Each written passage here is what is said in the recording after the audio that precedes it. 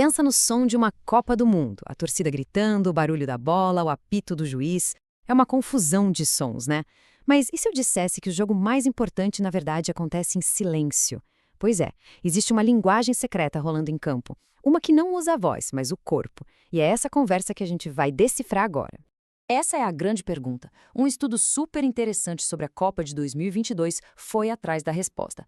E olha, o que eles descobriram pode, de verdade, mudar o jeito como a gente assiste a um jogo de futebol. Vamos mergulhar nesses dados? Primeiro, só para a gente ter uma ideia do tamanho disso aqui. Não estamos falando de algumas poucas observações, não. Foram analisados mais de 18 mil, isso mesmo, 18 mil comportamentos não verbais de 143 jogadores de elite. É um volume de dados gigantesco sobre essa comunicação silenciosa. Ok, a primeira grande descoberta é que essa linguagem corporal não é uma coisa só. Ela se divide em dois dialetos bem diferentes que os jogadores usam o tempo todo, o tático e o emocional. De um lado, tem o que o estudo chama de CNV tático. Pensa num jogador agindo como um guarda de trânsito, sabe? Apontando, direcionando. É uma comunicação totalmente intencional para organizar o time. Do outro lado, tem o CNV emocional.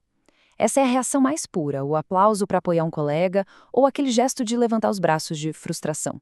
Pode ser intencional para motivar ou pode ser só a emoção explodindo mesmo. Tá, mas qual desses dois tipos de comunicação domina o jogo? Bom, os números falam por si. A comunicação tática é usada quase 3 vezes mais que a emocional. A cada minuto rolam mais ou menos 2 sinais táticos por jogador. Isso mostra que o campo de futebol é, antes de mais nada, um grande tabuleiro de xadrez humano. E quando a emoção finalmente aparece, para que lado ela pende? Pois é, para o lado negativo.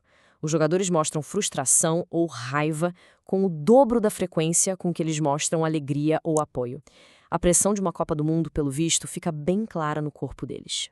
Agora, vamos para a parte mais legal. Com todos esses dados em mãos, a gente pode finalmente colocar à prova algumas daquelas crenças que todo mundo tem sobre futebol. E se prepara, porque vem algumas surpresas por aí. O primeiro mito é um clássico. Um time que está ganhando se comunica de um jeito e um que está perdendo de outro, certo? Mais positividade na vitória, mais gestos de frustração na derrota. Parece bem lógico, né? Só que não. A realidade, segundo os números, é bem diferente. Dá uma olhada aqui. As taxas de comunicação, seja tática positiva ou negativa, quase não mudam. Não importa se o time está ganhando, perdendo ou empatando. Parece que a disciplina tática e a comunicação são mantidas de forma muito profissional, independente do que o placar está dizendo.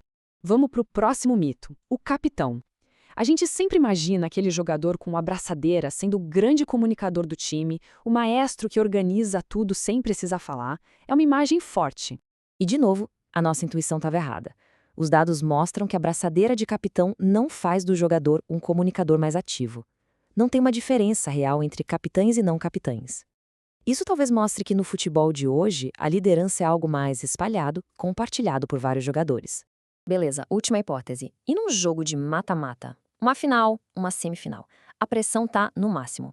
A comunicação corporal deve explodir, certo? Mais gestos, mais orientação, mais tudo. E, por incrível que pareça, também não.